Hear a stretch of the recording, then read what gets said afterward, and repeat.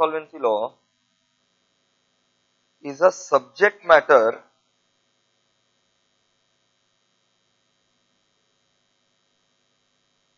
insolvency law is a subject matter of list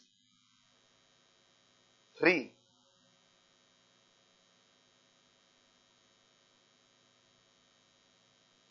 insolvency law is a subject matter of list 3 of Constitution of India,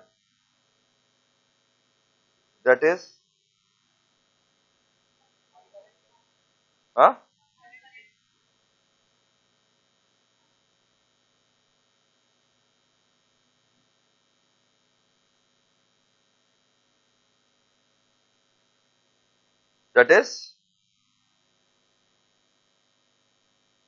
concurrent list. तो insolvency law एक ऐसा subject matter है जो कि list 3 में आता है कॉन्स्टिट्यूशन ऑफ इंडिया का, दैट इज कॉन्करेंट लिस्ट। अब कॉन्करेंट लिस्ट में जो भी सब्जेक्ट मैटर आता है उसके ऊपर सेंट्रल भी लॉ बना सकता है और स्टेट भी लॉ बना सकता है। कॉन्करेंट लिस्ट में जितना भी सब्जेक्ट मैटर है ना उसमें सेंट्रल भी लॉ बना सकता है, स्टेट भी लॉ बना सकता है। ठीक है, लिस्ट 1 होता है union list, list 1 is union list. List 1 covers those subject matter on which parliament is an exclusive power. Parliament is an exclusive power to make law. List 2, state list. State has exclusive power. Parliament will not interfere. State has exclusive power to make law on the subject matters of list 2, state list. But concurrent list, list 3 contains those subject matters on which not only parliament but also state legislative assemblies can also make law. तो जो महाराष्ट्र का जो insolvency law है वो कोई गलत तो नहीं है, आईबीसी के आने के कारण वो नल एंड वॉइड हो जाए ऐसा तो नहीं है।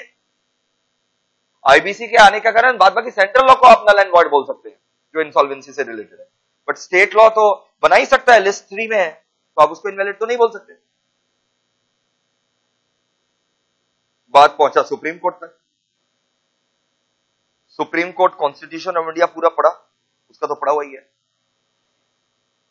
और सुप्रीम कोर्ट का जज ये बात बताया कि ये बात सच है कि इंसॉल्वेंसी लॉ लिस्ट 3 में आता है। पॉइंट नंबर 1, सुप्रीम कोर्ट ने क्या क्या ऑब्जर्वेशन दिया। पॉइंट नंबर 1 बोले ये बात सच है कि इंसॉल्वेंसी लॉ लिस्ट 3 में आता है, ये बात सच है कि लिस्ट 3 में जो आता है उसके ऊपर सेंट्रल और स्टेट दोनों कानून बना सकता है, और ये बात भी सच है कि जितना हद तक हो सके किसी सब्जेक्ट मैटर के ऊपर अगर सेंट्रल भी कानून बना रहा है, स्टेट भी कानून बना रहा है, जो कि दोनों का हक है लिस्ट 3 में, जितना हद तक हो सके दोनों को कंसिस्टेंट कानून बनाना चाहिए, जितना हद तक हो सके दोनों को कंसिस्टेंट कानून बनाना चाहिए। लेकिन सुप्रीम कोर्ट फिर फाइनली ये बोल दिया, जिसका आप लोग को सुनने का इंतजार है, कि बाई चांस अगर इनकंसिस्टेंसी हो जाए तो भले ही वो लिस्ट 3 का मैटर है, भले ही वो लिस्ट 3 का मैटर है, सेंट्रल लॉ को इज्जत मिलेगा।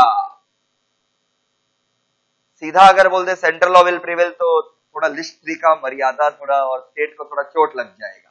तो देख रहे हो कितना सुप्रीम कोर्ट सजा करके बोला। ये बात सच है कि ये लिस्ट 3 में है, ये बात तो और सच है कि लिस्ट 3 में दोनों के पास पावर है लॉ बनाने का, सेंट्रल स्टेट दोनों को।